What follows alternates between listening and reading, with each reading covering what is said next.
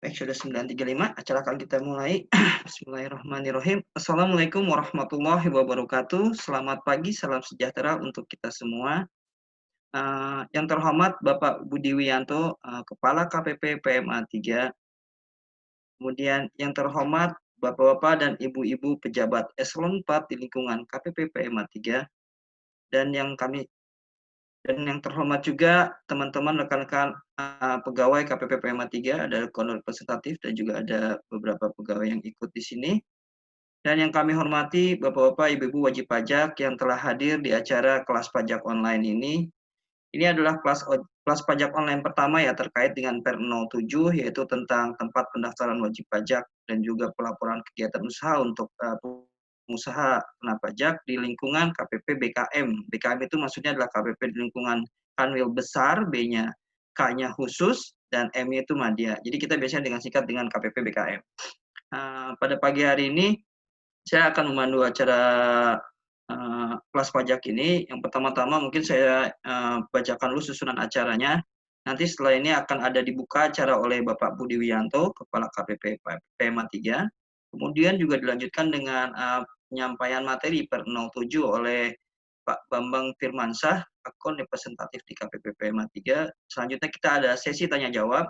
Nanti mungkin tentatif terkait berapa pertanyaannya dan juga waktunya tergantung dari lama dan perlu berapa lamanya juga kita menjawab nanti.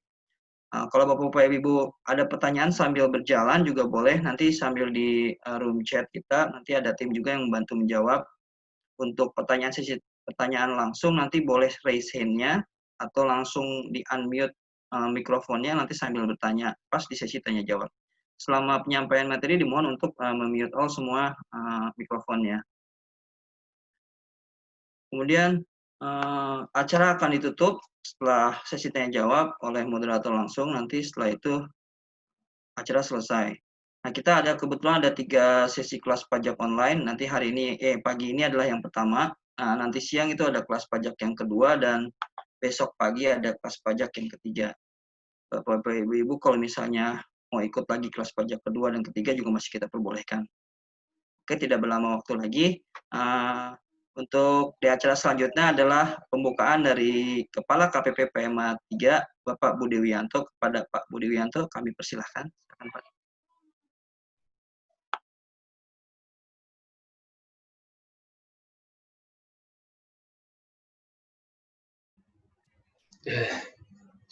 Assalamualaikum warahmatullahi wabarakatuh.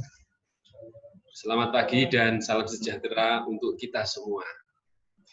Bapak Ibu, para wajib pajak yang saya hormati, teman-teman pegawai KPP PMA 3 yang berbahagia, terima kasih bahwa Bapak Ibu telah bersedia untuk mengikuti kelas pajak yang diselenggarakan oleh KPP PMA 3. Saya berharap bahwa Bapak Ibu para wajib pajak diberikan kesehatan dan kebahagiaan sehingga dapat menjalankan tugasnya selaku wajib pajak dan di dalam menjalankan pekerjaannya sehari-hari dengan baik. Bapak Ibu, kami tahu bahwa masa-masa sekarang ini adalah masa-masa yang sulit.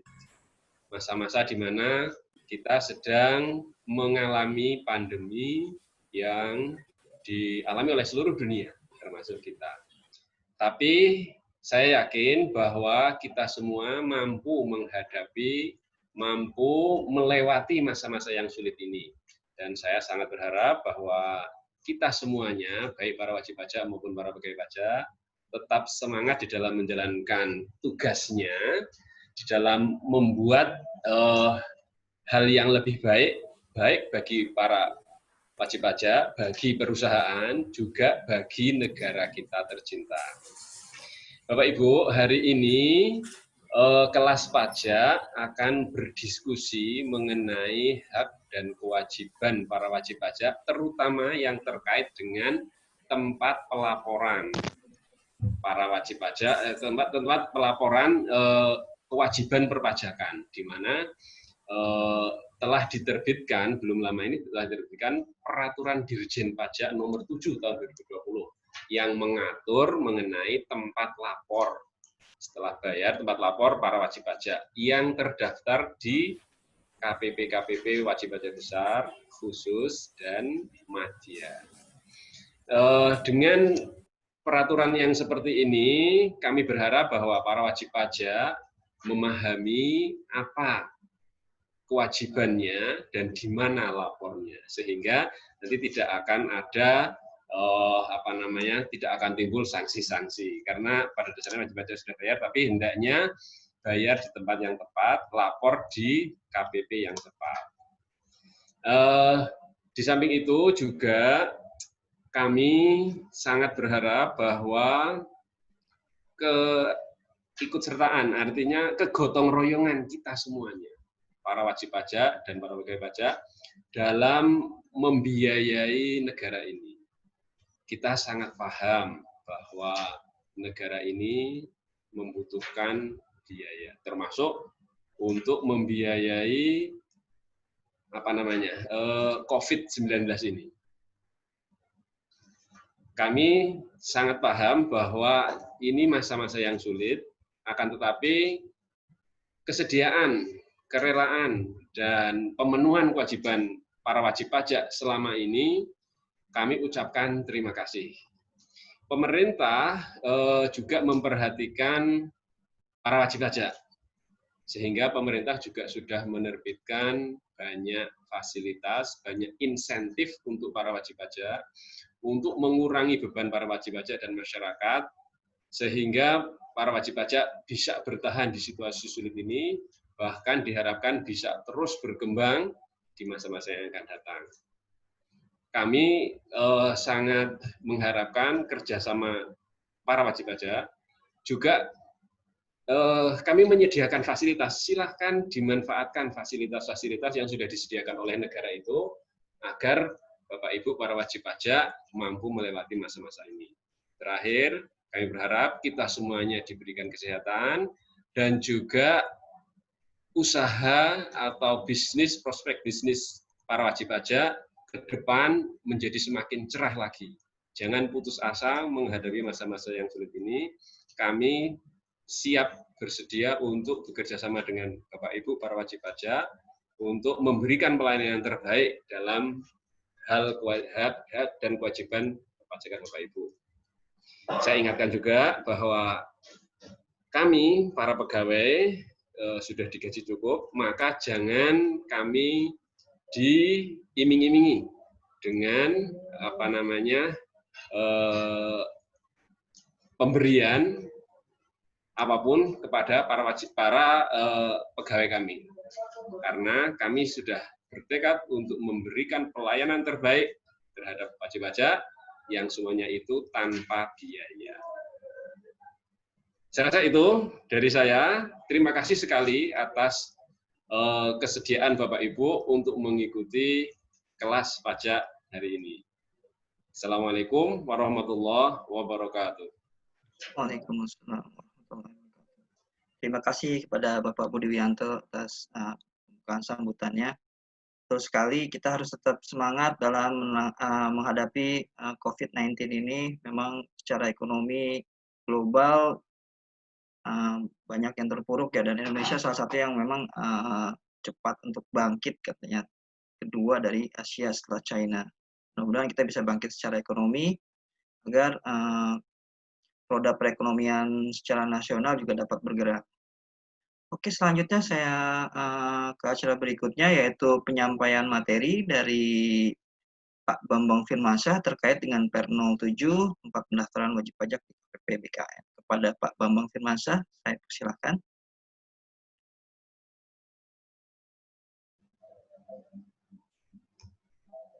Ya, terima kasih Pak Andri atas kesempatannya dan waktunya. Selamat pagi Bapak Ibu semua, wajib pajak yang terdaftar di KPP PMA 3, pertama di seksi pengawasan dan konsultasi 2. Ya. Sebelumnya perkenalan dulu. Nama saya Bambang Firmansyah, saya Tuan Representatif di seksi pengawasan dan konsultasi 2, tempat perusahaan dari Bapak Ibu semua terdaftar di KPP PMA 3 ini. Ya, langsung kita mulai. Untuk menghemat waktu, kita mulai paparan mengenai Per 07/PJ/2020 tentang tempat pendaftaran wajib pajak dan pelaku usaha melalui sistem elektronik atau kita singkat PMSE, atau tempat pelaporan usaha pengusaha kena pajak pada kantor pelayanan pajak di lingkungan kantor wilayah Direktorat Jenderal Pajak Wajib Pajak Besar, kantor pelayanan pajak di lingkungan kantor wilayah Direktorat Jenderal Pajak Jakarta Khusus, dan kantor pelayanan pajak Madya yang kita biasa singkat BKM, besar, khusus, dan Madya.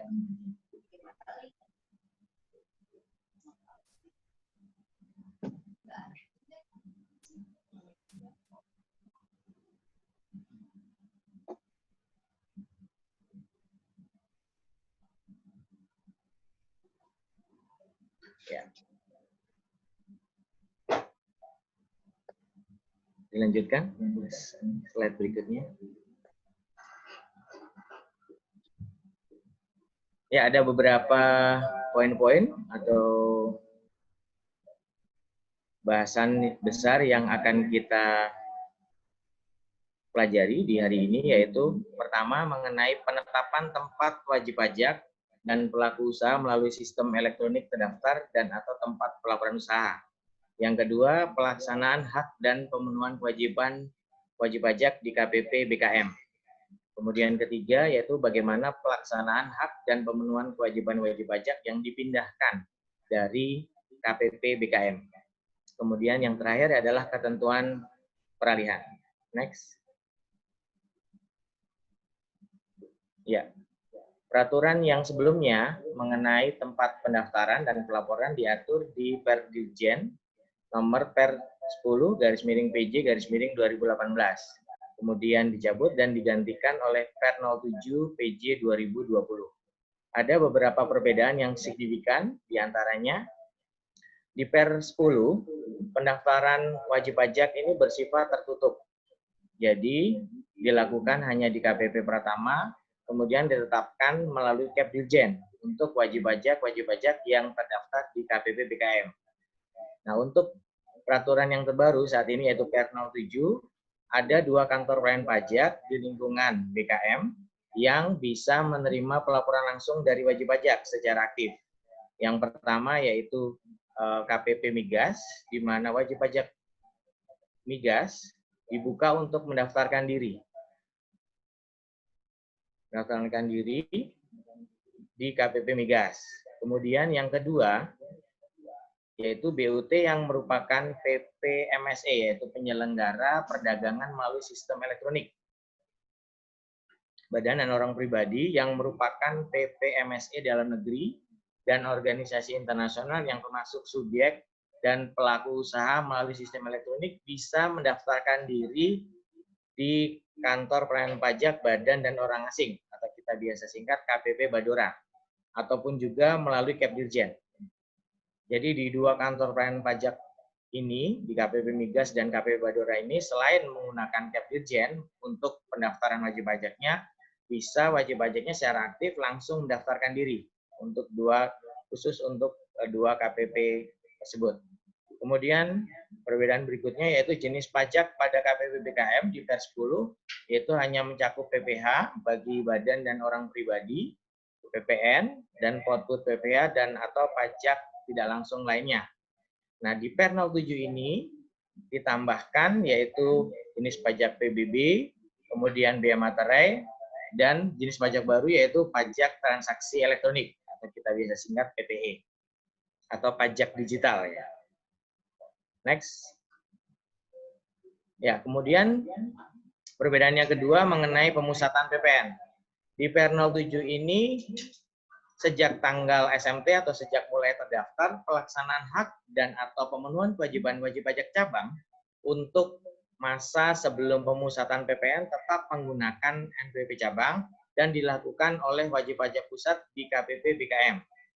Kemudian Kepdirjen ini yaitu penetapan wajib pajak di KPP BKM juga berfungsi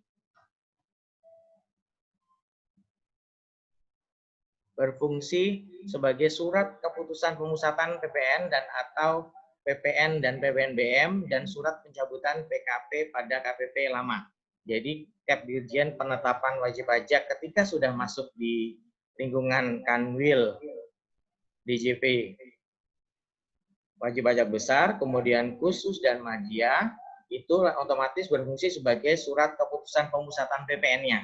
Jadi mungkin dari Bapak Ibu semua mungkin wajib pajak yang masih melaporkan PPN di lokasi sejak Cap Dirjen sudah masuk di KPP BKM harus dipusatkan untuk PPN dan atau PPN dan PPNBM. Next.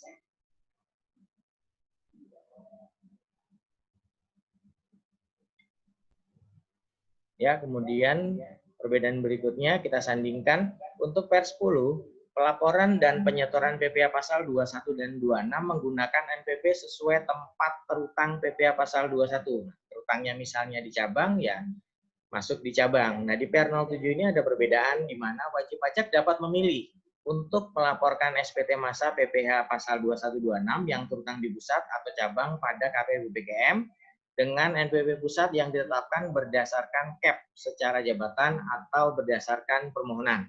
Nah, nanti mengenai teknisnya akan kita rinci lagi, kita detailkan lagi di slide berikutnya ya, bagaimana untuk pelaporan dan pembayaran PPh 21 ini. Kemudian tempat terutang PPh 21, 26 ini mengikuti tempat sebagian atau seluruh administrasi terkait gaji, upah, honorarium, tunjangan, dan pembayaran lainnya untuk Per10. Di Per07-nya, tempat terutang PPh 21 adalah sesuai dengan tempat terdaftarnya karyawan. Nah, di sini karyawannya misalnya terdaftar di pusat, walaupun bekerja di cabang, nah ini PPh 21-nya dipotongnya di NPWP pusat. Nah, kemudian pegawai yang terdaftar sebagai PK pusat, terutang di pusat wajib pajak dan atau sebaliknya. Jelas ya, mungkin kalau yang pusat jelas ya terdaftar di pusat. Nah, yang cabang ini perlu kita perjelas dari sisi wajib pajak, terdaftarnya pegawai tersebut di mana, di pusat ataupun di cabang. Kemudian selanjutnya mengenai tempat terutang output PPh selain PPh pasal 2126 mengikuti ketentuan umum. Nah, untuk di Per07 PJ 2020 ini tempat terutang output PPh selain PPh pasal 21 dan 26 adalah mengacu pada kedudukan hukum pihak yang melakukan penandatangan perjanjian atau kontrak, baik tertulis maupun tidak tertulis. Kemudian yang terakhir penyandingannya yaitu di Per07 tidak mengatur mengenai ketentuan peralihan. Sementara Per07 PJ 2020 ini diatur mengenai ketentuan peralihan secara lebih rinci. Next. Ya, mengenai tempat terdaftar wajib pajak. Sesuai dengan Cap Dirjen ditetapkan misalnya wajib pajak terdaftar di kantor pelayanan pajak BKM tersebut. Nah, untuk KPP wajib pajak besar, KPP penanaman modal asing, KPP perusahaan masuk bursa itu menggunakan Cap Dirjen. Nah, saya jelaskan kembali untuk KPP minyak bumi dan gas bumi atau kita singkat KPP migas ya. Kemudian KPP badan dan orang asing atau kita singkat KPP Badora bisa menerima pelaporan secara aktif dari wajib pajak. Yang pertama, untuk wajib pajak di lingkungan kantor pelayanan pajak KPP Migas yang merupakan kontraktor atau pemegang kuasa atau pemegang izin bisa mendaftarkan ke KPP Migas. Kemudian untuk KPP Badan dan Orang Asing atau Badora, yang pertama yaitu BUT yang merupakan penyelenggara perdagangan melalui sistem elektronik atau PPMSE yang berkedudukan di luar DKI. Kemudian yang kedua, badan yang merupakan penyelenggara perdagangan melalui sistem elektronik atau PPMSE dalam negeri, kemudian organisasi internasional yang termasuk subjek pajak penghasilan, bisa mendaftarkan di KPP Badora. Nah, kemudian secara spesifik yaitu pelaku usaha melalui sistem elektronik, baik pedagang luar negeri maupun penyedia jasa luar negeri ya, service provider luar negeri, dan PPMSE luar negeri harus mendaftarkan diri di KPP Badora. Next. Nah, bagaimana mengenai pelaksanaan hak dan atau pemenuhan kewajiban di KPP BKM? Yang pertama mengenai PPh bagi wajib pajak orang pribadi atau badan, kemudian bagaimana mengenai PPN atau PPN dan PPNBM, kemudian pemotongan dan pemungutan PPh, kemudian PBBG di KPP Migas dan biaya materai. Dan bagaimana di KPP Badora khusus sebagai pelaku usaha melalui sistem elektronik dari sisi PPN-nya, kemudian PPh, dan jenis pajak baru yaitu pajak transaksi elektronik. Itu dimulai sejak tanggal saat mulai terdaftar sesuai dengan Cap Dirjen atau sejak tanggal terdaftar pada KPP Badora atau KPP Migas jika pendaftaran langsung secara aktif dilakukan ke KPP Badora maupun KPP Migas tersebut. Next.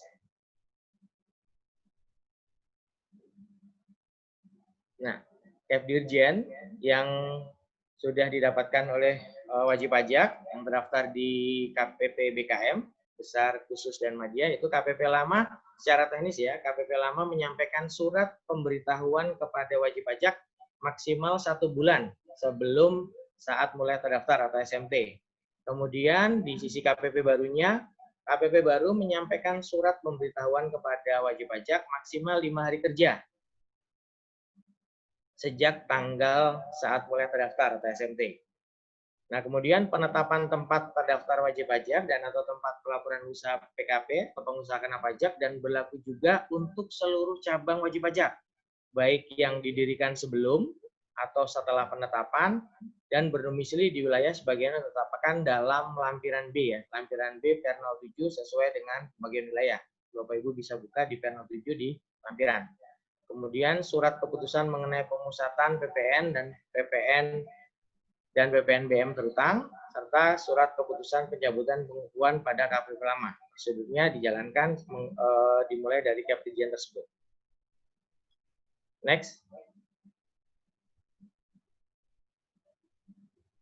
Nah, ini terkait dengan pelaksanaan hak dan atau kewajiban pemenuhan kewajiban dari jenis pajak PPN atau PPN dan PPNBM. Bagaimana di KPP BKM?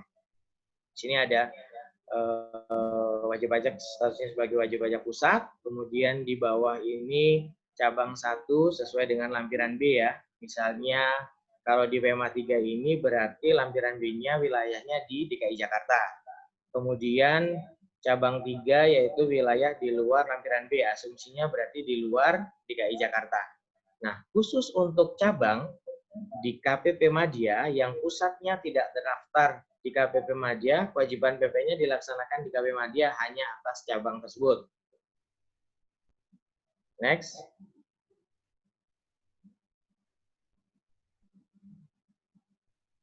Nah, bagaimana kecualiannya nih untuk pemusatan di KPP BKM?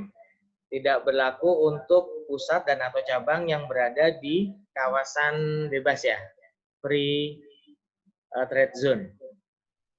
Jadi untuk cabang yang atau pusat yang berada di lokasi FTZ atau free trade zone itu tidak menggunakan pemusatan di KPP BKM. Nah, terhadap wajib pajak yang terdaftar pada KPP BKM dan memiliki kegiatan di luar bidang pengalihan tanah dan bangunan diatur khusus ya. Ketentuannya yang pertama, dalam hal kegiatan usaha tersebut berada di wilayah sebagaimana di lampiran B, contohnya seperti wajib Bapak Ibu wajib pajak di KPP PMA 3 ini terdaftarnya berarti sesuai lampiran B di DKI Jakarta. Itu dilaksanakan di KPP BKM, otomatis di PMA 3. Kemudian kasus yang kedua, dalam hal kegiatan usaha tersebut berada di luar wilayah sebagaimana ditetapkan dalam lampiran B, berarti di luar DKI Jakarta dilaksanakan pada KPP wilayah kerjanya meliputi kegiatan usaha wajib pajak dari Bapak Ibu semua. Next.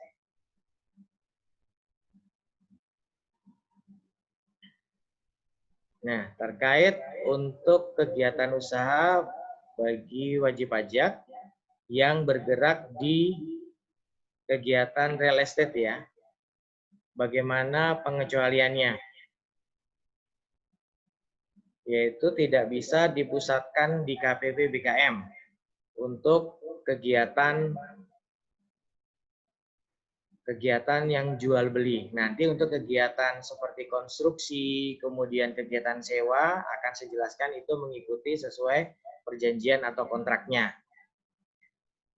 Nah, tetap sesuai ketentuan yang sebelumnya, slide sebelumnya, yaitu khusus untuk wajib pajak yang berada di lokasi atau di kawasan bebas atau FTZ, tidak dilakukan pemusatan di KPP BKM.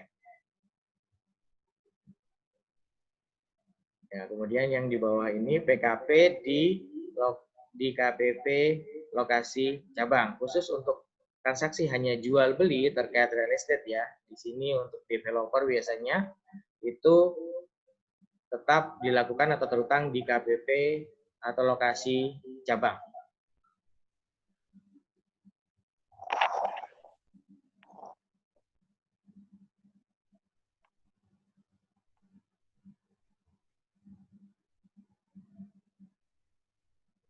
Slide-nya.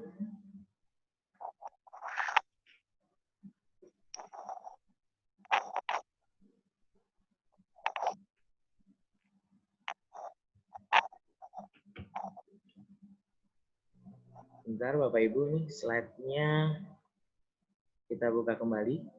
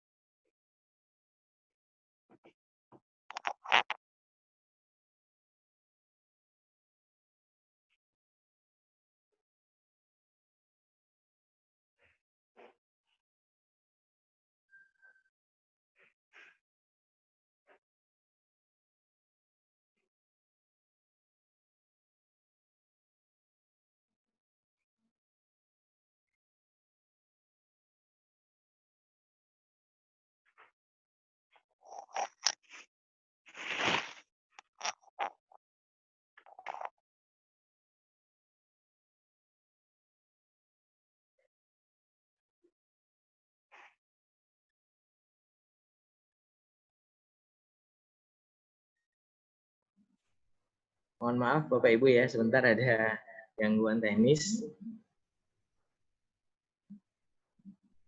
Ya, sudah tampil ya Bapak Ibu ya. Slide-nya tadi ada gangguan sedikit, gangguan teknis, mohon maaf.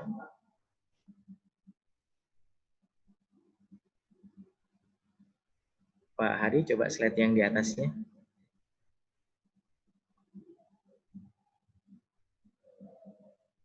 Di atasnya lagi.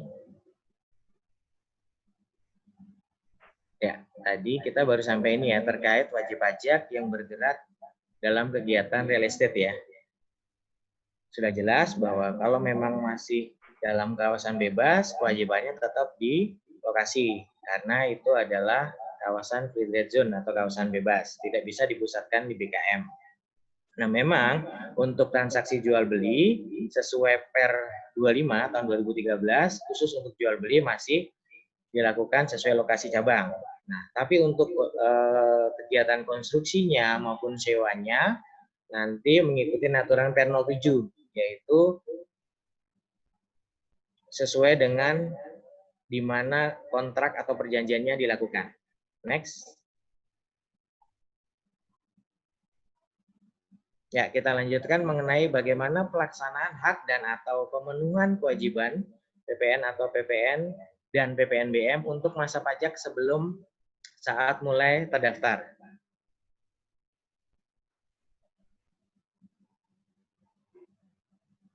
Pak Hari.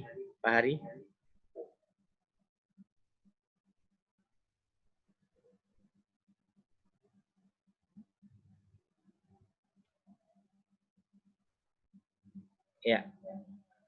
Ya, bagaimana satu slide di atasnya? Maaf. Ya. Untuk mengenai pelaksanaan hak dan atau pemenuhan kewajiban PPN sebelum saat mulai terdaftar di KPP BKM. Ya, di sini kita lihat skemanya. Yang di atas itu ada NPWP cabang, kemudian pusat ya, kemudian cabang juga di kanan dan kiri, dan di bawah ini cabang yang lainnya, cabang 1, cabang 2, cabang 3. Ada bagaimana misalnya ada lebih bayar nih ya, ada lebih bayar sesuai dengan SPT PPN, ada yang di dalam lampiran B di sini, asumsinya berada di lokasi DKI Jakarta, kemudian di luar DKI Jakarta, di luar lampiran B. Jadi bagaimana mengenai permohonan penyampaian SPT-nya nih? Ya, penyampaian SPT, kemudian permohonan pengembalian kelebihan, kemudian pengawasan kepatuhan, pelayanan administrasi perpajakan, dan penyetoran sesudah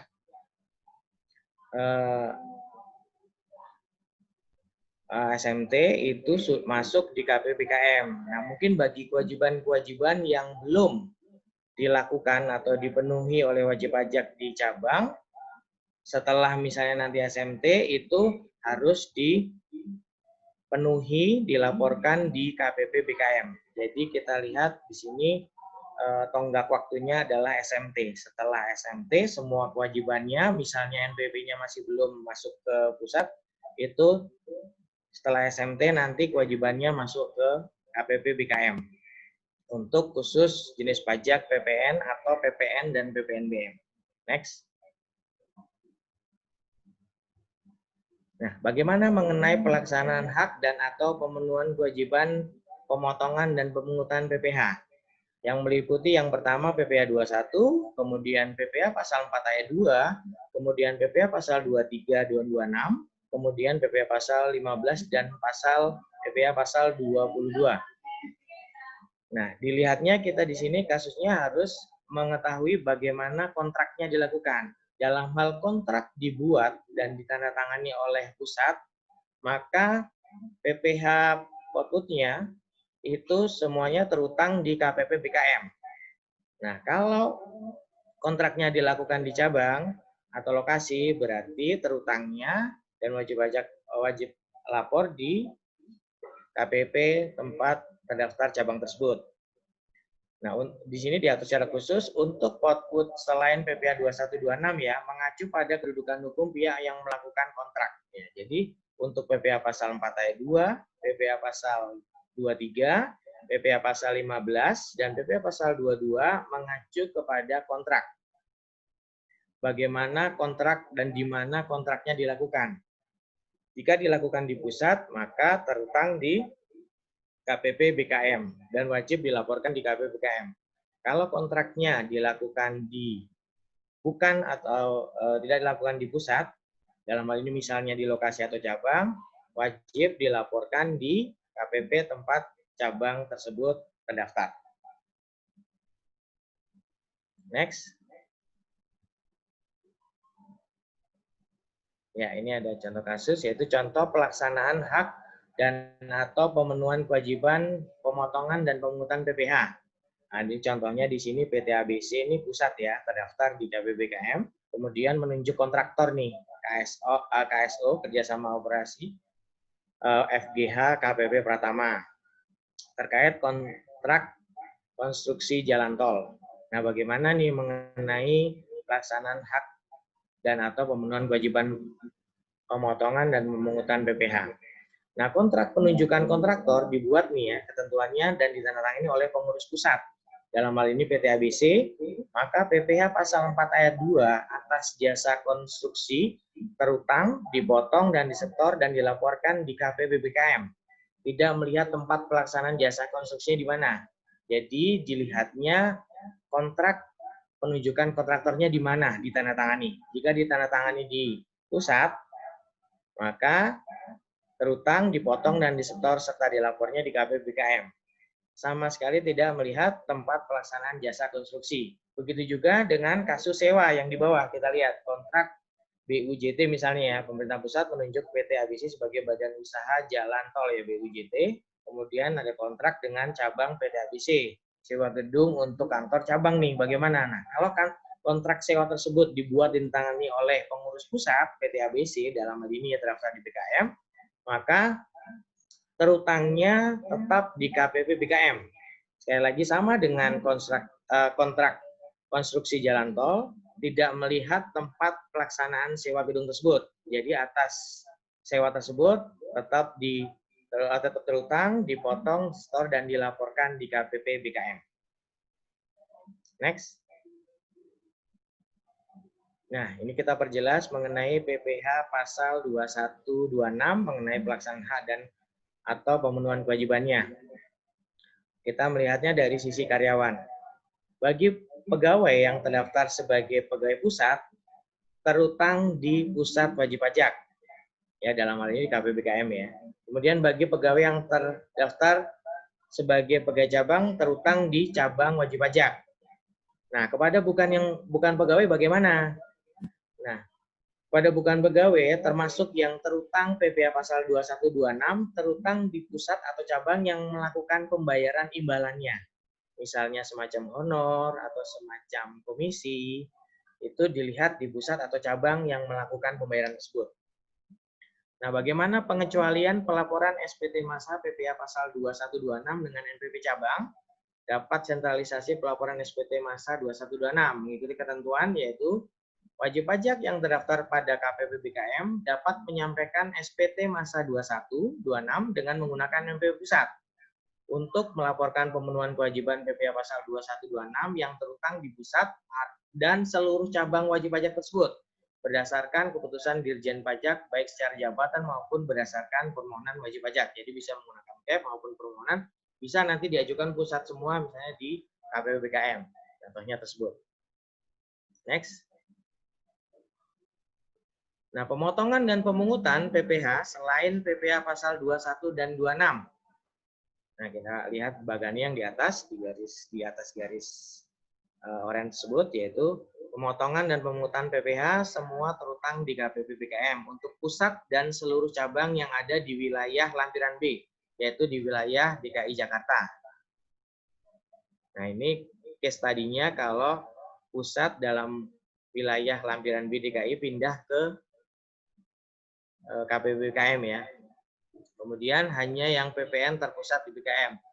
Kewajiban pemenuhan kewajiban dan pelaksanaannya PPN dan atau PPN dan PPNBM administrasi pusat dan atau cabang dilakukan di KPP BKM. Pelaksanaan hak dan atau pemenuhan kewajiban sebelum saat mulai terdaftar atau SMT dilakukan di KPP BKM dengan menggunakan NPWP cabang. Jadi sebelum SMT sesuai CAP itu, NPWP-nya tetap menggunakan NPWP cabang, tapi lapornya harus di KPP BKM, besar khusus Madya. Kemudian yang di bawah ini pusat, cabang 1, cabang 2, wilayah lampiran B, dan di luar pusat, PPh 21 dan 26-nya terutang berdasarkan di mana pegawai tercatat sebagai pegawai. Kalau pusat, ya lapor di KPP sesuai. Terdaftarnya pusat, cabang ya sesuai pasat. Cabang. Jadi ini melihatnya status karyawan atau pegawai tersebut. Terdaftarnya secara administrasi di mana? Di pusat atau di cabang, di situ melekat kewajiban pemenuhan kewajiban dan pelaksanaan haknya. Nah, selain PPh pasal 2126, kita perjelas lagi, kita pertegas lagi, yaitu dilihat dari sisi kontrak, di mana kontraknya dibuat dan ditandatangani oleh pengurus. Baik cabang maupun pusat. Kalau di cabang, ya terutangnya di KPP tempat cabang tersebut terdaftar. Next. Nah, ini kita perjelas case tadi kalau pemotongan pemungutan PPh selain PPh pasal 2126, yaitu PPh 23, PPh 4 ayat 2, PPh pasal 15 dan 22. Case tadi bila pusat di luar wilayah B, dalam hari ini di luar wilayah DKI Jakarta, pindah ke KPP BKM. Aku juga yaitu seluruh pemotongan pemungutan PPh terutang di KPP BKM untuk pusat dan seluruh cabang yang ada di wilayah DKI Jakarta. Semuanya terutang di BKM ya untuk wilayah DKI Jakarta. Kemudian PPN dan atau PPNBM administrasi pusat dan cabang dilakukan di KPP BKM. Pelaksanaan hak dan pemenuhan kewajiban sebelum saat mulai terdaftar atau SMT dilakukan di KPP BKM dengan menggunakan NPWP cabang. Ini secara teknis seperti ini ya.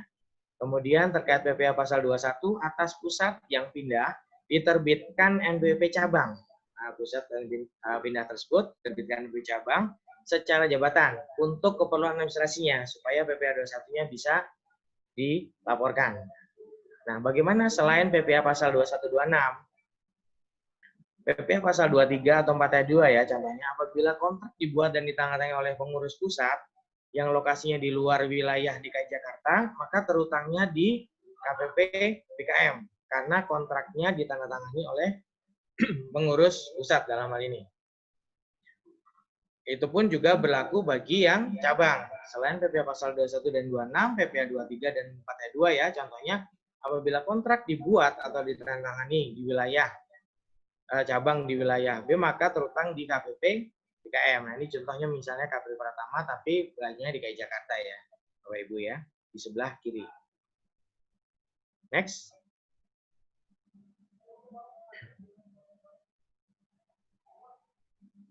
Ya, ini jenis pajak baru yang tidak diatur di PER 10, kemudian diatur di PER 07 ini untuk jenis pajak biaya materai.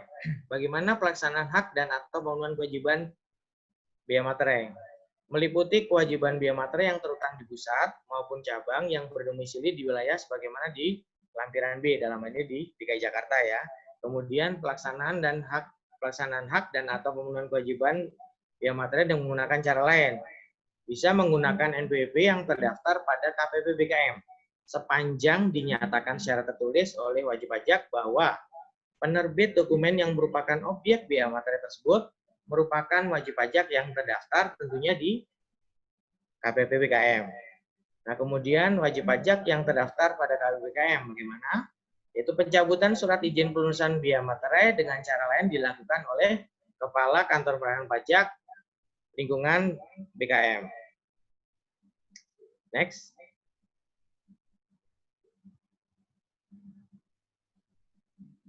Ya. Mengenai pemindahan tempat wajib pajak terdaftar ya dari KPP BKM, yaitu pertama ketentuannya Dirjen Pajak secara ada jabatan dapat melakukan pemindahan berdasarkan hasil evaluasi terhadap wajib pajak tidak lagi memenuhi kriteria untuk terdaftar pada KPP BKM.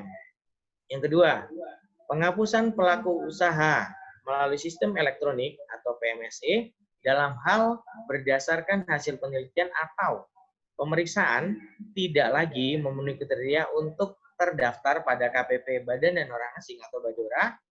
Apabila pemindahan tidak sesuai dengan keadaan sebenarnya, maka wajib pajak dapat mengajukan permohonan pindah atau mendaftarkan diri dalam hal administrasi masih menggunakan NPWP pusat atau KPP Pratama melakukan pemindahan secara jabatan. Ketentuannya untuk pemindahan wajib pajak terdaftar seperti slide tersebut ini. Next.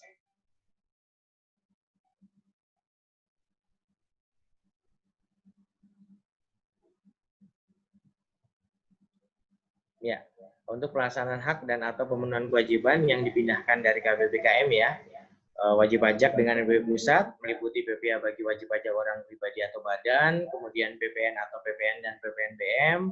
Nah, pemotongan dan pemungutan PPh mengikuti ketentuan di pasal 6, Bapak Ibu ya, di pasal 6 Perdirjen 07 2020 ini. Kemudian PBB terkait di KPP Migas, kemudian biaya materai. Nah, untuk wajib pajak dengan PPh cabang terkait jenis pajak PPN, PPNBM, kemudian pemotongan pemungutan PPh mengikuti juga ketentuan pasal 6 Perdirjen nomor 07 tahun 2020 ini serta PBB di Migas dan biaya materai. Next. Nah, berikutnya itu ketentuan peralihan. Bagaimana yang terdaftar di KPP BKM dan tidak terdaftar di KPP BKM.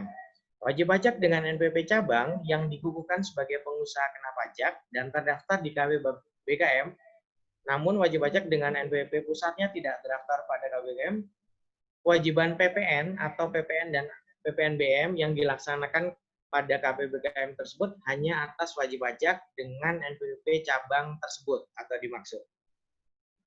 Next. Nah, bagaimana mengenai pemotongan atau pemungutan PPh? Kita lihatnya tonggaknya di situ adalah saat mulai terdaftar, yaitu Dirjen di mana wajib pajak terdaftar di KPP BKM di sini ya, lingkungan wajib pajak besar, khusus dan madya. Dalam hal ini Bapak Ibu terdaftar di KPP PMA 3. Dilakukan sesuai ketentuan tempat berutang pemotongan dan pemotongan sebagaimana dimaksud pasal 6 PR 07 yang sudah kita bahas di slide-slide sebelumnya tadi ya. Nah, pemotongan dan pemungutan PPh yang belum dipenuhi untuk masa pajak sebelum saat mulai peraturan tersebut, misalnya sebelum perjanjian ini mulai April ya, mulai 17 April itu, dan pemenuhan kewajiban pemotongan dan pemungutan tersebut dilakukan sejak tanggal SMT. Jadi terhitung mulai 1 Juni bagi perusahaan Bapak Ibu yang mengikuti ketentuan ini, panel 7 ini, mulai 1 Juni yang terutang di KPP PMA 3 ini harus dilaporkan di KPP PMA 3. Next. Ya. Pajak kuat, Indonesia maju. Terima kasih Bapak Ibu semua. Waktu dan tempat kami sampaikan kembali ke Mas Andri selaku moderator. Silakan Mas Andri. Terima kasih Pak Bapak Firmansyah atas materi yang disampaikan. Jadi memang secara umum ini memang terkait dengan perubahan dari tempat kedudukan wajib pajak yang ada di KPP BKM serta bagaimana cara pelaporan kewajibannya. Memang di Per 07 ini kalau kita lihat dari sejarahnya di Per 01 tahun 2012 sampai terakhir dengan Per 10 tahun 2019, ini memang terkait dinamika aturan ini berubah cukup drastis di Per 07 ya. Mungkin yang sangat signifikan itu terkait dengan takutnya ada dispute misalnya di PPh 23 store di mana sih gitu kan. Jamangkah atau dipusatkan. Di sini diperjelas dengan di mana kontrak tersebut ditandatangani oleh pengurusnya gitu kan. Saya rasa sih dengan Per 07 ini sudah cukup jelas ya, biar tidak ada dispute juga, kasihan juga wajib pajak kan, intinya sebenarnya memang secara material sudah ada menyetorkan pajaknya, cuma secara formal memang letaknya di mana kewajiban tersebut disampaikan. Itu aja sih terkait Per 07. Mungkin kepada Bapak-Bapak Ibu wajib pajak ada yang mau bertanya, kami persilahkan.